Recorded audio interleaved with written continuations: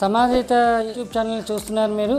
ఈరోజు మన online journalism క్లాసెస్లో law, media and democratic institutions మీద Damodaram Sanjivayya law university founder vice chancellor అయినటువంటి ప్రొఫెసర్ వై సత్యనారాయణ గారు ఈరోజు మనకి క్లాసెస్ చెప్తారు. Let us listen to the classes.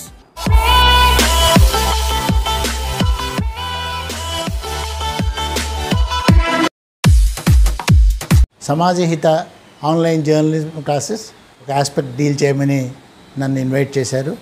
I thank Narasimha గారు ఫర్ హిస్ కైండ్ ఇన్విటేషన్. నేను ఇవాళ మాట్లాడదాం అనుకున్న ఈ థీమ్ ఏమిటంటే లా, జర్నలిజం అండ్ డెమోక్రాటిక్ ఇన్స్టిట్యూషన్స్.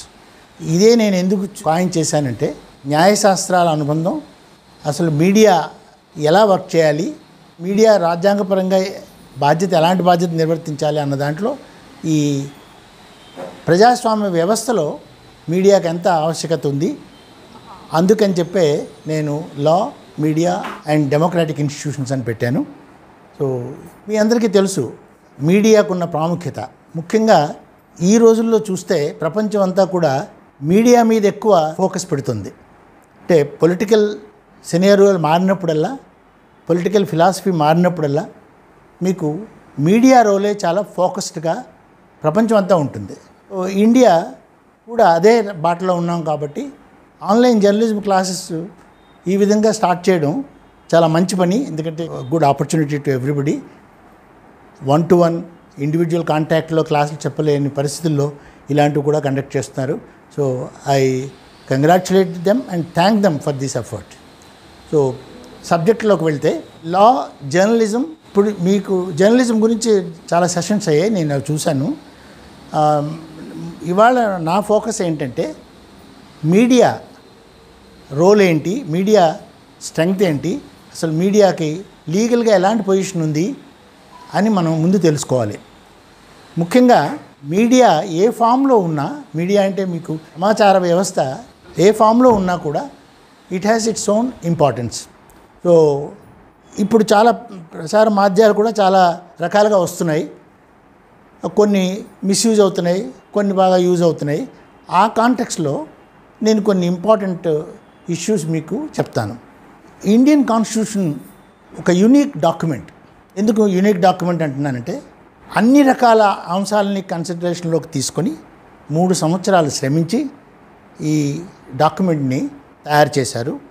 ఆ డ్రాఫ్ట్ చేసిన కమిటీ కూడా under the leadership of doctor B R Ambedkar almost 2 years 11 months 17 days struggle అయింది. సో ఈ 3 years కష్టపడిన ఫలితాన్ని మనం ఈరోజు ఎంజాయ్ చేస్తున్నాం. మన టాపిక్ వస్తే ముఖ్యంగా మీడియాకి సంబంధించి ఆర్టికల్ 19(1)(a) చాలా ప్రాముఖ్యత సంతరించుకుంది. ఎందుకంటే డెమోక్రసీలో ఫ్రీడమ్ అన్నది చాలా అవసరం. ఫ్రీడమ్ లేకపోతే డెమోక్రసీయే లేదు అసలు. ఎందుకంటే డెమోక్రసీ అంటేనే ఇన్ఫార్మ్డ్ సిటిజనరీ అంటారు. అంటే ప్రభుత్వం ఏం చేస్తుందో, ప్రభుత్వం నడిపే ఇన్స్టిట్యూషన్స్ ద్వారా ఎలాంటి సమాచారం వస్తుందో ఇవన్నీ కూడా ప్రజలకు రీచ్ అవ్వాలంటే మీడియా ద్వారానే వెళ్ళాలి. సో అంచేత ప్రజాస్వామ్య వ్యవస్థలో మీడియాకున్న ఇంపార్టెన్సు ఏ ఆర్గన్కి ఉండదు. అందుకే ఎడ్మండ్ బర్గ్ చాలా చక్కగా డిస్క్రైబ్ చేశాడు. అది press is the 4th estate అన్నాడు. అంటే మరి ఆ మిగతా 3 ఏంటి ఎవరికి తెలియవు. ప్రెస్ 4th estate అనడానికి కారణం ఏంటంటే దాని ప్రాముఖ్యత ఎంతో ఉంది అని అర్థం. ఆ మిగతా 3 ఇంగ్లీష్ లీగల్ ఫిలాసఫీతో రిఫర్ చేస్తే lords spirituals, lords elders and other members commons. So ఇలాగా ఆ 3 ఇన్స్టిట్యూషన్స్ కాకుండా ఇది 4th estate. ఆ 3 ఇన్స్టిట్యూషన్స్ రాజ్యాంగపరంగా ఉంటాయి. ఈ 4th estate అన్నది ఇక్కడ బ్రిటన్లో ఏంటంటే రిటన్ కాన్స్టిట్యూషన్ లేదు కాబట్టి అన్ని ఇన్స్టిట్యూషన్స్ కూడా లీగల్గా ఎస్టాబ్లిష్ అయినవే, చట్టపరంగా ఎస్టాబ్లిష్ అయినవే. అందుకని అక్కడ ఈ మీడియా వ్యవస్థ కూడా చట్టపరంగా వ్యవస్థ అంటే అక్కడ మీకు ఫండమెంటల్ రైట్స్ అంటూ ఏమి ఉండవు. బిల్ ఆఫ్ రైట్స్ అంటారు. ఈ బిల్ ఆఫ్ రైట్స్ అన్నవి మ్యాగ్నా కార్టా 12th century మ్యాగ్నా కార్టా నుంచి వచ్చాయి. సో అదే కాన్సెప్ట్ని మనం తీసుకొని మన రాజ్యాంగంలో వాటిని అన్రిటన్గా ఉంచకుండా రిటర్న్గా తీసుకొని, ఇక్కడ మన రాజ్యాంగం చాలా లెంగ్దీ కాన్స్టిట్యూషన్, అన్ని ఆస్పెక్ట్స్ కన్సిడరేషన్లోకి తీసుకుంటుంది. అన్ని ఆస్పెక్ట్లు కన్సిడరేషన్లోకి తీసుకున్నది కాబట్టి ఇది చాలా 396 ఆర్టికల్స్ ఉన్నాయి. సో మన వరకు తీసుకొని మీడియాని ఎక్కడ మనం లొకేట్ చేయొచ్చు ఇండియన్ కాన్స్టిట్యూషన్లో అంటే 19(1)(a) అధికరణ, మీకు 19(1)(a) అంటాం. అది it speaks about freedom of speech and expression. చాలా ఉన్నాయి, ఫ్రీడమ్ రిలేటెడ్ ఆర్టికల్స్ చాలా ఉన్నాయి. బట్ అందులో అతి ముఖ్యమైనది మనకి ఈ రోజుకి అవసరమైన అధికరణ 19(1)(a), freedom of speech and expression. అంటే భావ వ్యక్తీకరణ. ఇప్పుడు మీకు నా మనసులో ఉన్నది వ్యక్తం చేయాలి, పర్సనల్గా కాదు, ప్రభుత్వం గురించి కానీ అదర్ పాలసీ మ్యాటర్స్ గురించి వ్యక్తం చేయాలంటే I must be allowed to speak అన్నట్టు. అంటే freedom of speech and expression. అందుకే ఆ స్పీచ్ అండ్ ఎక్స్ప్రెషన్ అన్న పదం ఎందుకు వాడాడంటే మనసులో ఉన్న భావాన్ని వ్యక్తం చేయడం కోసం అబ్సల్యూట్ ఫ్రీడమ్ ఇచ్చారు. So 19(1)(a) applies to only citizens of India. Non సిటిజన్స్కి అది ఆ హక్కు లేదు. సో ఈ సిటిజన్స్ ఆఫ్ ఇండియా ఉన్న హక్కుని ప్రెస్ ద్వారా ఎక్కువ మనం ప్రాపగేట్ చేయాలి. ఎందుకంటే మన కంట్రీలో ఇల్లిటరసీ చాలా ఎక్కువ. ఇల్లిటరసీ ఎక్కువ ఉన్నప్పుడు అందరూ రాజ్యాంగం చూస్తారు, చదువుతారు, దానిలో ఉన్న అంశాలు తెలుసుకుంటారు అనుకోవడానికి అవకాశం లేదు. సో అందుకని ప్రజలు కూడా వాళ్ళకి తెలిసిందంతా లిఖితపూర్వకంగా ప్రజలకు తెలియజేస్తారని కూడా లేదు. అలా తక్కువ మంది రాతపూర్వకంగా తెలియజేస్తారు, చాలా తక్కువ మంది చదివేవాళ్ళు ఉన్నారు. కాబట్టి ఎక్కువ మీకు భావ ప్రకటన ద్వారానే పబ్లిసిటీ వస్తుంది. సో అందుకని media main source of propagation అని అంటాను నేనైతే. ఎందుకంటే మీడియా ప్రతి అంశాన్ని ప్రభుత్వం నుంచి సేకరించి, ప్రభుత్వం నుంచి తెలుసుకొని ప్రజలకు అందజేస్తుంది. సో ఇంపార్టెంట్ ఆస్పెక్ట్స్ ఇక్కడ ఏంటంటే ప్రతి ప్రజాస్వామ్య వ్యవస్థలో గవర్నెన్స్ ఏ టైప్గా ఉంది అంటే మీకు ప్రభుత్వం జనరల్గా ఇప్పుడు ప్రపంచం అంతా చూడండి, ఈ డిక్టేటర్షిప్ అనేది స్లోగా పోతుంది. ప్రజాస్వామ్య వ్యవస్థనే ప్రిఫర్ చేస్తున్నారు. ప్రజాస్వామ్యానికి ఉన్న ప్రాముఖ్యత ఏ విధమైన పొలిటికల్ సిస్టమ్కి లేదు. అంచేత democracy is the best form of governance అన్నారు. మనం ఎన్నో చూసాం, మిలిటరీ రూల్ చూసాం, డిక్టేటర్షిప్ చూసాం, worst kind of dictators Idi Amin లాంటి వాళ్ళని చూసాం. బట్ ఆఫ్ ఆల్ ఈ రోజుకి సర్వైవ్ అయ్యేది డెమోక్రసీ ఒక్కటే. అందుకని ఇది ఎందుకు సర్వైవ్ అవుతుంది చాలా కంట్రీస్లో, అక్కడ freedom of speech and expression ఉంది కాబట్టి. సో అందుకని if you have media with all freedom in the sense, నా వెర్షన్లో ఏంటంటే ఎప్పుడు కూడా media should be free, frank and fearless. అది స్వేచ్ఛగా ఉండాలి, ఫ్రాంక్గా ఉండాలి అండ్ భయపడకూడదు. మీడియా భయపడడం మొదలు పెడితే డెమోక్రసీ ఈజ్ డెడ్. సో అందుకని మీడియా స్ట్రాంగ్గా ఉంటే డెమోక్రసీ స్ట్రాంగ్గా ఉంటుంది. So therefore in a democracy people ఎప్పుడు కూడా తెలుసుకోవడానికి ఆసక్తి చూపిస్తుంటారు. ఏం జరిగింది, ప్రభుత్వం ఎలాంటి పాలసీలు వచ్చాయి, వాటిని ఎలా ఇంప్లిమెంట్ చేస్తున్నారు, ఎలాంటి స్కీమ్స్ వస్తున్నాయి, వీటిని తెలుసుకోవడానికి ప్రజలు చాలా కుతూహలంగా ఉంటారు. సో వాటిని తెలుసుకోవాలి అంటే మీడియా ద్వారానే తెలుసుకోవాలి. ఇంతవరకు రేడియోలు ఉండేవి, ఆ రేడియో ఇప్పుడంతా ఆల్మోస్ట్ కనుమరుగైపోయింది. బట్ స్టిల్ ఈ మీడియా ద్వారా వస్తున్నది అంటే వాయిస్ రూపంగా కానీ లిఖిత రూపంగా కానీ ప్రజలకి ఈజీగా చేరుతుందన్నమాట. సో అందుకని మీడియా రోల్ చాలా అవసరం. తర్వాత 74 ఏళ్ల ఇండిపెండెంట్ హిస్టరీలో తర్వాత Indian constitution republican form of governance form అయింది 1950 నుంచి ఇప్పటివరకు చూస్తే మీరు ఎన్నోసార్లు మీడియా మీద అటాక్ జరిగాయి. అంటే మీడియాని షార్ట్ చేయడానికి, మీడియాని కంట్రోల్ చేయడానికి, మీడియాని రిస్ట్రిక్ట్ చేయడానికి, మీడియాని బ్యాన్ చేయడానికి కూడా ప్రయత్నాలు చాలా జరిగాయి. అందులో వర్స్ట్ ఇన్సిడెంట్ ఏంటంటే 75 ఎమర్జెన్సీ యాక్టే పాస్ చేశారు. అదేంటి మీడియాని కంట్రోల్ చేయడానికి. బట్ అది ఎన్నాళ్ళలో జరగలేదు. Media played its own role.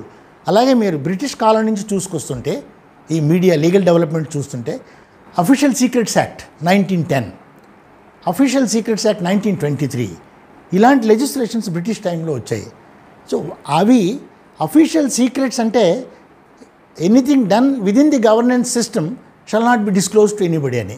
అంటే ప్రభుత్వం చేస్తున్న చాలా పనులు ప్రజలకు తెలియకూడదు, ముఖ్యమైన పనులన్నీ తెలియకూడదు, తెలిస్తే యాజిటేట్ చేస్తారు. సో ఆ విధంగా వాళ్ళు అప్పుడు బ్రిటిష్ వాళ్ళు మనం రూల్ చేసేవారు కాబట్టి అలాంటి చట్టాలు వచ్చాయి. ఇప్పుడు ఆ చట్టాలు మనకి పనికిరావు. ఎందుకంటే ఇంకొకటి మీకు ఇండియాలో press is playing very important role. For the reason మీకు పర్టికులర్గా ఆర్టీఐ వచ్చిన తర్వాత, రైట్ టు ఇన్ఫర్మేషన్ యాక్ట్ ఈ సమాచార హక్కు చట్టం 2005లో వచ్చింది. 2002లోనే పాస్ చేశారు. అది ఎక్కువ ఫ్రీడమ్ గురించి ఎక్కువ లేదు కాబట్టి, రిస్ట్రిక్షన్స్ ఎక్కువ ఉన్నాయి కాబట్టి దాన్ని అబాలిష్ చేసి 2005లో ఈ ప్రజెంట్ యాక్ట్ వచ్చింది. అంటే ఆల్మోస్ట్ 15 years అయిపోయింది పైన. సో ఈ ఆర్టీఐ మీద, రైట్ టు ఇన్ఫర్మేషన్ యాక్ట్, చాలా స్మాల్ 30 sections యాక్ట్ ఇది. ఈ సమాచార హక్కు చట్టం ఎందుకంటే ఇది మీడియా ద్వారా మీకు ప్రభుత్వం నుంచి సమాచారం సేకరించి ఇస్తుంది. సో ఈ సమాచార హక్కు చట్టంలో ఎవరైనా ఏ సిటిజన్, అది కూడా సిటిజన్స్గా వర్తిస్తుంది. సిటిజన్స్ ప్రభుత్వం నుంచి ఎలాంటి సమాచారం అయినా కోరచ్చు. సమాచారం కోరినప్పుడు ఆ చట్టం కింద ఇవ్వాలి. నా దృష్టిలో మీడియాకు తెలియచేస్తున్నది ఏంటంటే, ఇంకా మీడియా కొంచెం మంచి పాత్ర వహించవలసి ఉంది ఇందులో. ఈ 15 ఏళ్ళు, సుమారు 15 ఏళ్ళు పైన అయిపోయింది. 2005లో పాస్ అయిన యాక్ట్ ఇది. దీన్ని అనుకున్న విధంగా పబ్లిక్లోకి తీసుకురాలేకపోయారు. ముఖ్యంగా మీడియా తలుచుకుంటేనే ఇలాంటివి జరుగుతాయి. ఎందుకంటే ప్రభుత్వాలు ఎప్పుడు కూడా సమాచార హక్కు చట్టాన్ని ఓపెన్గా బయటకి చెప్పవు. ఎందుకంటే వాళ్ళ సీక్రెట్స్ అన్నీ తెలిసిపోతాయి. అందుకని సమాచార హక్కు చట్టాన్ని అమలు చేయవలసిన బాధ్యత, ప్రాక్టికల్గా చేయవలసిన బాధ్యత మీడియా మీద ఉంది. సో అందుకని నేను ఆ ఇష్యూ కూడా ఇప్పుడు నేను మీకు టచ్ చేస్తున్నాను ఈ సందర్భంగా. ఈ సమాచార హక్కు చట్టం అంటే నేను దీని మీద చాలా సెషన్స్ కండక్ట్ చేశాను. ఆల్మోస్ట్ 2000-3000 వరకు సెషన్స్ కండక్ట్ చేశాను గవర్నమెంట్ ఆఫీసర్స్కి. ప్రజాస్వామ్యం అంటేనే ఫ్రీడమ్. ఇప్పుడు ప్రాపర్గా అమలు అవ్వాలంటే మీడియా ఒక్కటే ఆ రోల్ ప్లే. అందుకని ఇప్పుడు ఈ సమాచార హక్కు చట్టం గురించి మాట్లాడుతున్నాను నేను. సమాచార హక్కు చట్టం అన్నది చాలా ముఖ్యమైన చట్టం. ఈ 15 ఏళ్ళలో నేను చెప్పినట్టు అది అనుకున్న రీతిలో దీని ప్రాపగేషన్ జరగలేదు, దీన్ని ప్రజల్లోకి తీసుకెళ్ళలేదు. ఇంకా మీడియా కూడా కొంచెం యాక్టివ్ రోల్ ప్లే చేసి దీన్ని తీసుకెళ్ళాలి.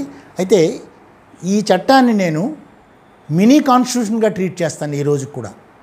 ఎందుకంటే మనం రాజ్యాంగాన్ని చూసాం, ఎంతో పటిష్టంగా అన్ని అంశాలు పరిగణనలోకి తీసుకొని డ్రాఫ్ట్ చేసిన రాజ్యాంగం అది. సో రాజ్యాంగంలో ఉన్న హక్కులను ప్రొటెక్ట్ చేయడానికి ఈ సమాచార హక్కు చట్టం వచ్చింది.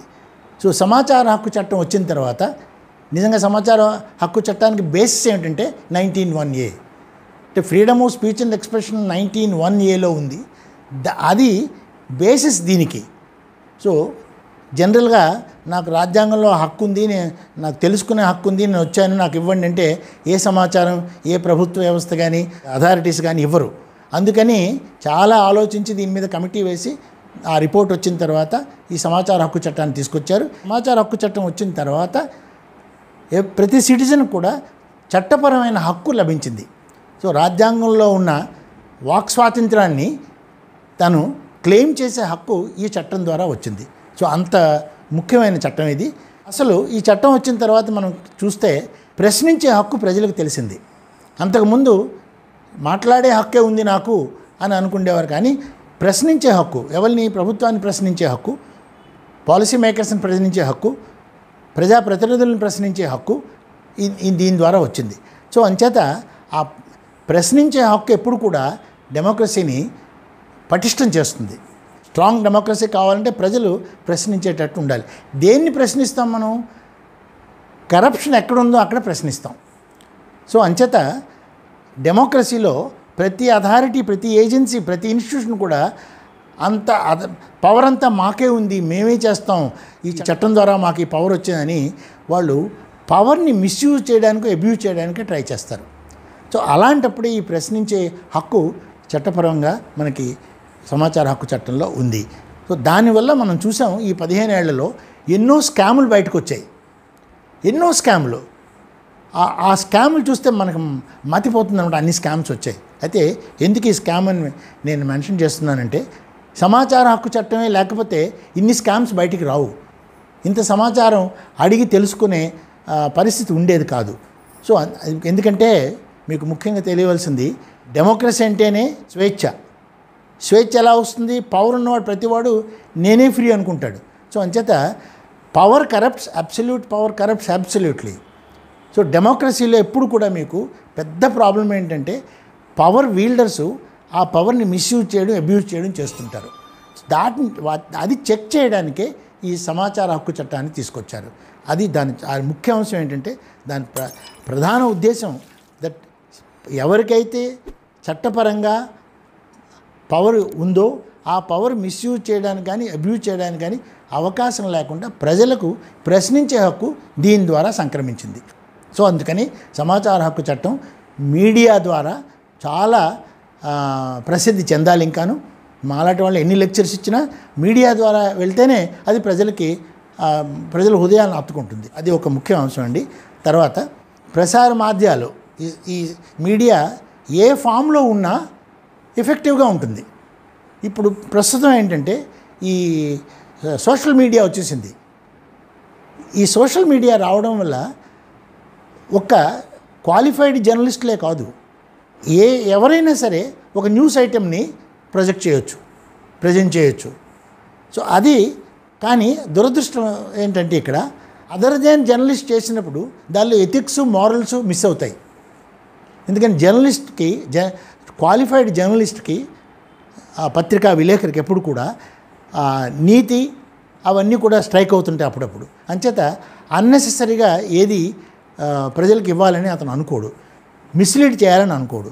అయితే ఈ సోషల్ మీడియా వచ్చిన తర్వాత ప్రతి వ్యక్తి కూడా ఈ సోషల్ మీడియాని అతని కోసం మిస్చీఫ్ చేయడం కోసం ఒక ప్లాట్ఫామ్గా తీసుకొని ప్రతిదాన్ని ఉన్నది లేనట్టు లేనిది ఉన్నట్టు చిత్రీకరిస్తున్నారు.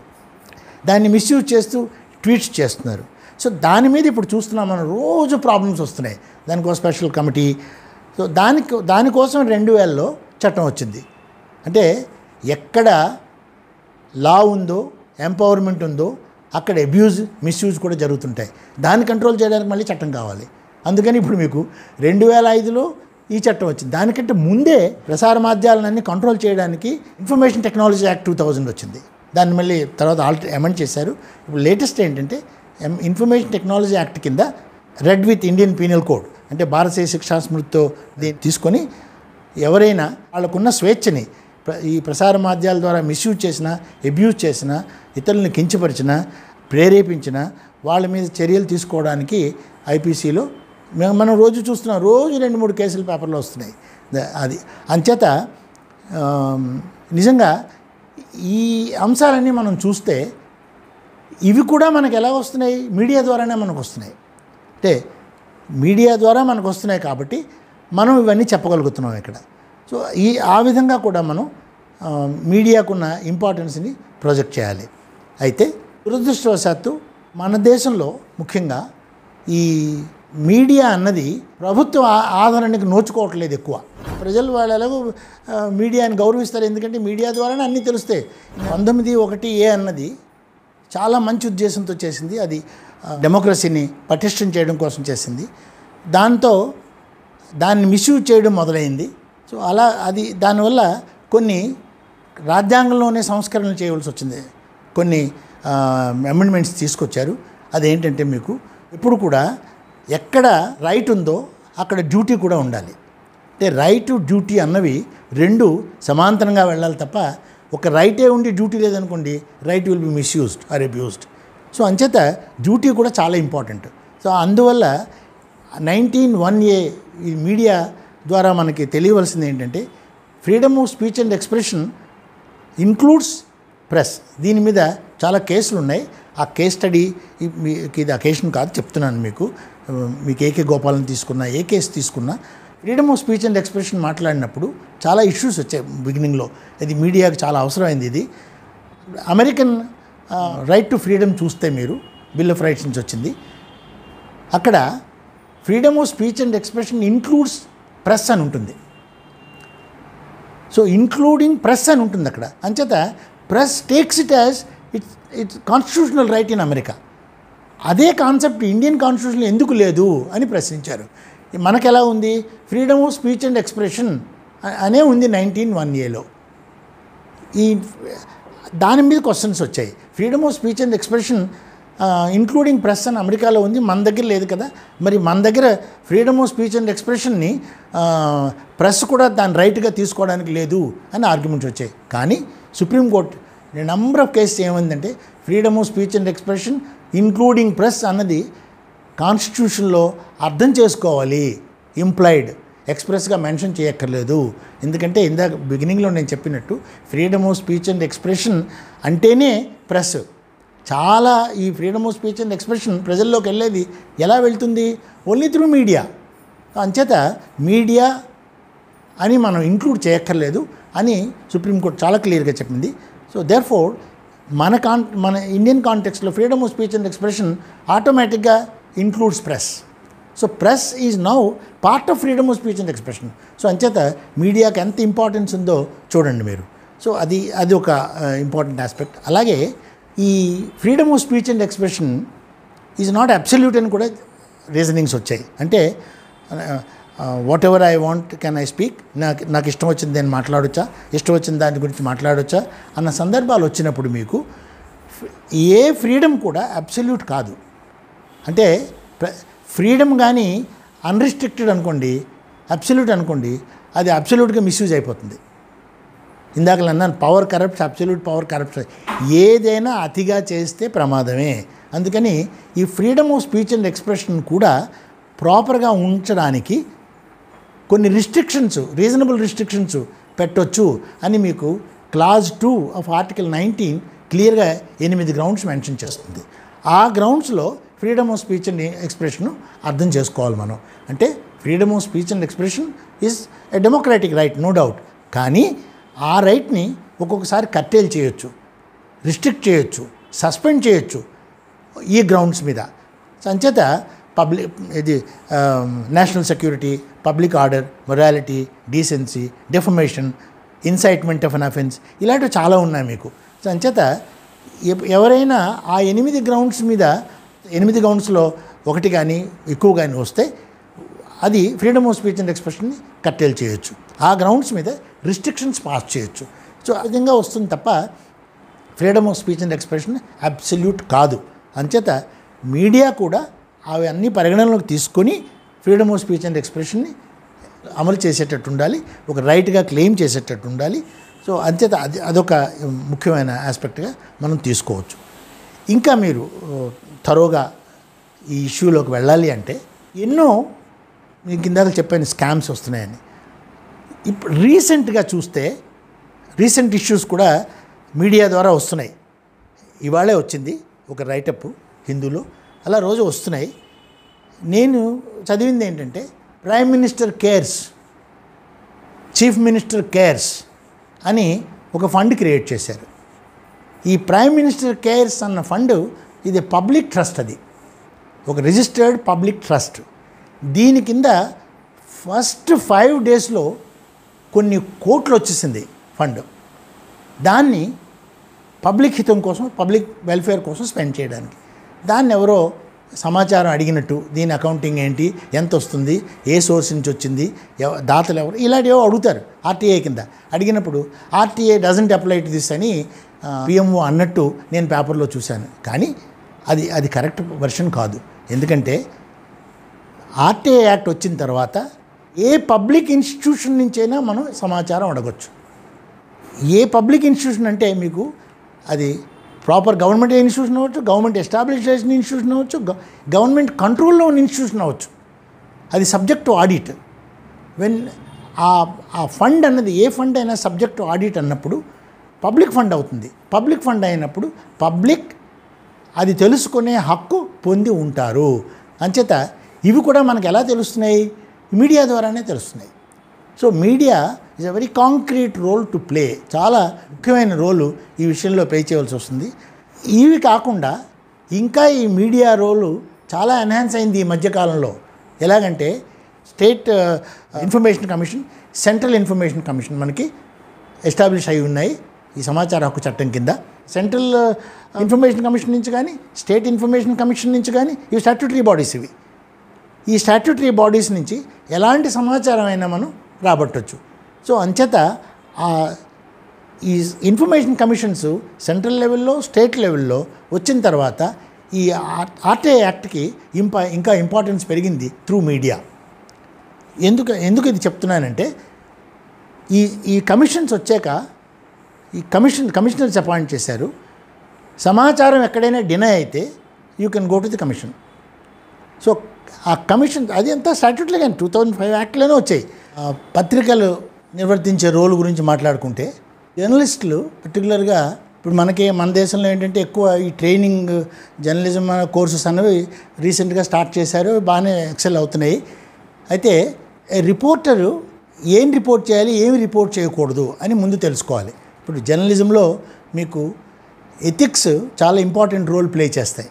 Reason is reporter of public information taking to the public play very important. ఎందుకు అంత స్ట్రెస్ ఇస్తున్నానంటే ఏమాత్రం మిస్లీడ్ చేసినా ప్రజలు దాని తాలూకా ఫలాన్ని పొందలేరు, తర్వాత ప్రభుత్వం కూడా సరిగా ఫంక్షన్ చేయలేరు. అందుకని ఏ ఇష్యూనైనా ప్రొజెక్ట్ చేసినప్పుడు, ఏ ఇష్యూ అయినా ప్రజలకు తీసుకెళ్ళినప్పుడు కరెక్ట్ లైన్లో తీసుకెళ్ళాలి. అది వాటిని డిస్టార్ట్ చేయకూడదు. అంటే ఉన్నది ఉన్నట్టు ప్రజలకు చెప్పాలి. సో అలాగని చెప్పి క్రిటిసిజం, కామెంట్స్ లేకుండా రిపోర్ట్ చేస్తే అది జర్నలిజం అనరు దాన్ని. అదేదో డిక్టేట్ చేసింది రాసినట్టు ఉంటుంది. అంచేత ప్రతి పాత్రికేయుడు ఈ సందర్భంగా తెలుసుకోవాల్సింది ఏంటంటే ప్రభుత్వం చేసే ప్రతి పనిని ముందు క్షుణ్ణంగా విశ్లేషించి చాలా తరోగా చదివి, అలాగే ఒక యాక్ట్ పాస్ అయినప్పుడు కూడా ఆ యాక్ట్ను ముందు చదవాలి. యాక్ట్ను ముందు చదివి తనకు అర్థమైంది కావాలంటే ఎక్స్పర్ట్స్తో మాట్లాడి అప్పుడు ఒక రైటప్ చేస్తే ప్రజలకు అది సరైన పద్ధతిలో చేరుతుంది. సో అంచేత రిపోర్టింగ్ అన్నది ఒక ఆర్ట్. అది మీరు చూడండి, ఎన్నో న్యూస్ పేపర్స్ ఉన్నాయి మనకి, తెలుగులో, ఇంగ్లీష్లో, హిందీలో. అందులో కొన్నిటిని ప్రజలు చాలా బాగా రిసీవ్ చేసుకుంటారు. ఎందుకని వాటి రిపోర్టింగ్ కూడా చాలా క్లాస్గా ఉంటుంది, చాలా అంటే రిలయబుల్గా ఉంటుంది, వన్ సైడ్గా ఉండదు. అంచేత రిపోర్టింగ్ ఎప్పుడు కూడా ప్రభుత్వ పక్షాన్నో ప్రజల పక్షాన్నో అన్నట్టు ఉండకూడదు. జనరల్గా reporting should be done for the sake of giving information to the people. ప్రజలకి సమాచారం అందజేయడం కోసం రిపోర్టింగ్ సరైన పద్ధతిలో చేయాలి. అలాగే నేను ఈ మధ్య చూస్తున్నాను reporting on supreme court and high court decisions. అది తరోగా చదివి ఆ డెసిషన్ వచ్చిన తర్వాత అప్పుడు రాయాలి. ఈ మధ్యకాలంలో ఏంటవుతున్నాయంటే కొన్ని అడ్వాన్స్గా రిపోర్టింగ్ ఏదో ఊహించుకుని చేయడం, అవి వాటి ప్రభావం మీకు సుప్రీంకోర్టు, హైకోర్టులు ఇవ్వబోయే తీర్పు మీద కూడా పడే అవకాశం ఉంది. అందుకని చెప్పి ఒక మ్యాటర్ సబ్జుడిస్ అయినప్పుడు, మ్యాటర్ కోర్టులో పెండింగ్లో ఉన్నప్పుడు దాని గురించి ఏం జరగబోతుందని రాయకూడదు, ఏం జరుగుతుంది అని రాయాలి తప్ప ఏం జరుగుతుంది డే టు డే జరిగిన దాన్ని ప్రజలకు చెప్పాలి. ఎందుకంటే అందరికీ కోర్టులో కూర్చుని జడ్జి గారు చెప్పింది, లాయర్ ఆర్గ్యూ చేసింది వినే అవకాశం రాదు. అందుకని ఈ మీడియాకి చాలా ముఖ్యమైన రోలు ప్లే చేయవలసి వస్తుంది. అలాగని చెప్పి రేపేం జరగబోతుందో రాయడానికి లేదు. సో అలాగా మీకు పాత్రికేయులు ఎప్పుడు కూడా ఏది రిపోర్ట్ చేయాలి, ఏది రిపోర్ట్ చేయకూడదు, అదేమైనా నేషనల్ ఇంటిగ్రిటీకి ఎగెన్స్ట్గా ఉంటుందా, ప్రజల్ని ప్రేరేపించినట్టు ఉంటుందా, ఇలాంటి ఇప్పుడు వైలెన్స్ కూడా ప్రేరేపించకూడదు. సో అలాగని మనం కొంచెం సెల్ఫ్ రిస్ట్రిక్షన్ పెట్టుకొని రిపోర్ట్ చేసినప్పుడు కూడా సరైన విషయాలు సరైన పద్ధతిలో ప్రజలకు చేరేటట్టు రిపోర్టింగ్ చేస్తే ఆ విషయాలు ప్రజలు బాగా రిసీవ్ చేసుకుంటారు. జర్నలిజం అంటే గౌరవం పెరుగుతుంది. మీడియా రోలు ఇప్పుడు ఇంకా పెరిగింది, మీడియా బాధ్యత ఇంకా పెరిగింది. ఎందుకంటే నేషనల్ ఎడ్యుకేషన్ పాలసీ ఒకటి వచ్చింది. ఇప్పుడు ఈ నేషనల్ ఎడ్యుకేషన్ పాలసీలో చాలా క్రిటిసిజం కూడా రాబోతోంది, ఆల్రెడీ వచ్చింది. స్టేట్స్ని కన్సల్ట్ చేయలేదు అని. ఇప్పుడు మనది ఒక సంకీర్ణ ప్రభుత్వం, అంటే ఫెడరల్ వ్యవస్థలో నేషనల్ ఎడ్యుకేషన్ పాలసీ ఎప్పుడు కూడా ఇన్ కన్సల్టేషన్ విత్ స్టేట్స్ చేయాలి. చేస్తే మీకు ఇక్కడికి తెలిసిందే ఇండియాలో ఉన్న యూనిక్ ఫీచర్స్ ఏ కంట్రీకి లేవు. ఎందుకంటే మనది అన్ని డైవర్సిటీసే, linguistic diversity, religious diversity, right, regional feelings, ఇన్ని రకాల డైవర్సిటీస్ ఉన్నాయి మనకి. ఇన్ని రకాల డైవర్సిటీ మనది బేసిక్గా మనది లింగ్విస్టిక్ స్టేట్. ప్రతి స్టేట్కి ఒక లాంగ్వేజ్ ఉంది. సో ఈ కాంటెక్స్ట్లో మనకి ఏ లాంగ్వేజ్ ప్రివైల్ అవ్వాలన్నది ఉండకూడదు. సో నేషనల్ ఎడ్యుకేషన్ పాలసీ ఎప్పుడు కూడా ఎంటైర్ ఆల్ ది స్టేట్స్ని పరిగణనలోకి తీసుకొని చేయాలి. అదొకటే కాదు, రాజ్యాంగ ప్రకారంగా చూసిన ఎడ్యుకేషన్ అన్నది కంకరెంట్ లిస్ట్లో ఉంది. Universities are in the state, central state కలిపి రెగ్యులేట్ చేస్తాయి. సో ఇన్ని రకాలుగా మనకి డైవర్సిఫైడ్ ఎడ్యుకేషన్ సిస్టమ్ మనం ఫాలో అవుతున్నాం. యూనిఫామ్ ఎడ్యుకేషన్ పాలసీని తేవాలంటే స్టేట్స్ని డెఫినెట్గా కాన్ఫిడెన్స్లోకి తీసుకోవాలి. ఇది ఎవరు ప్రచారం చేస్తారు? ఇది మళ్ళీ ప్రజల్లోకి తీసుకెళ్లేది మీడియానే. సో మీడియా ద్వారానే ప్రొజెక్ట్ చేయాలి. స్టేట్స్ని ఎంతవరకు ఈ ఎడ్యుకేషన్ పాలసీలు ఇన్వాల్వ్ చేయాలి, వాళ్ళతో డెలిబరేట్ చేయాలి. అప్పుడు కానీ ఒక uniform policy for entire India అమలు చేయడం చాలా కష్టం అవుతుంది అన్నది మీడియా ద్వారానే అంటే ప్రతి రిపోర్టర్ కూడా, ప్రతి మీడియా ఏజెన్సీ కూడా చాలా తరో ఇన్వెస్టిగేషన్. అందుకే మీడియాకి రోల్ ఏంటంటే first investigate, then report. So ఆ ఇన్వెస్టిగేట్ అన్నది చాలా తరోగా చేయాలి. పోలీస్ ఇన్వెస్టిగేషన్ కంటే తరో చేయాలి. అన్బయాస్డ్గా ఇన్వెస్టిగేట్ చేస్తేనే అన్బయాస్డ్గా రిపోర్ట్ చేయగలరు. సో అంచేత అంత నాలెడ్జ్ పెంచుకుంటేనే మీడియా ఎప్పుడు కూడా ఎక్సెల్ అవుతుంది. ఇదొకటి. తర్వాత ముఖ్యంగా నాకు ఈ సందర్భంగా చెప్పదలుచుకుంది ఏంటంటే, Indian democracy is the best democracy. The whole world respects us. దీనికి రీజన్స్ ఏంటి తెలిసిన నాకు, according to me, the Indian democracy is well protected. చాలా పటిష్టంగా అవడానికి కారణం, దీని ప్రొటెక్షన్ ఎక్కడి నుంచి వస్తుందంటే, ఫస్ట్ జ్యుడిషియరీ నుంచి ఫస్ట్ ప్రొటెక్షన్ వస్తుంది. 2, ప్రజల్లో కాన్ఫిడెన్స్ ప్రభుత్వం మీద క్రియేట్ చేసేది మీడియానే. అంచేత ఈ 2 వ్యవస్థలు, media as a fourth estate, as Edmund Burke very clearly said, అంత ఇంపార్టెంట్ రోల్ ప్లే చేస్తుంది. Judiciary as the ultimate interpreter. ఈ 2 కలిపి ప్రజల్ని డెమోక్రసీని గౌరవించినట్టు చేయగలవు. అప్పుడే మన ప్రజాస్వామ్యానికి ఒక సరైన విలువ ఉంటుంది. తర్వాత కష్టపడి మనం చేసుకున్న రాజ్యాంగానికి ఒక గౌరవం లభిస్తుంది. అంచేత లాస్ట్గా నేను చెప్పేది ఏంటంటే, పాత్రికేయులు తెలుసుకోవాల్సిన విషయం, అంబేద్కర్ గారు ఇండిపెండెన్స్ డే సందర్భంగా మాట్లాడుతున్నప్పుడు, జవహర్లాల్ నెహ్రూ మాట్లాడారు ఆ రోజు ఇండిపెండెన్స్ డే. మనకి ఫ్రీడమ్ వచ్చింది, ఈ ఫ్రీడమ్తో పాటు ప్రాబ్లమ్స్ కూడా వచ్చాయి. అంచేత ఏ ఫ్రీడమ్ కూడా అబ్సల్యూట్గా రాదు, ఊరికే రాదు. ఆ ఫ్రీడమ్తో వెనకని ప్రాబ్లమ్స్ ఉంటాయి.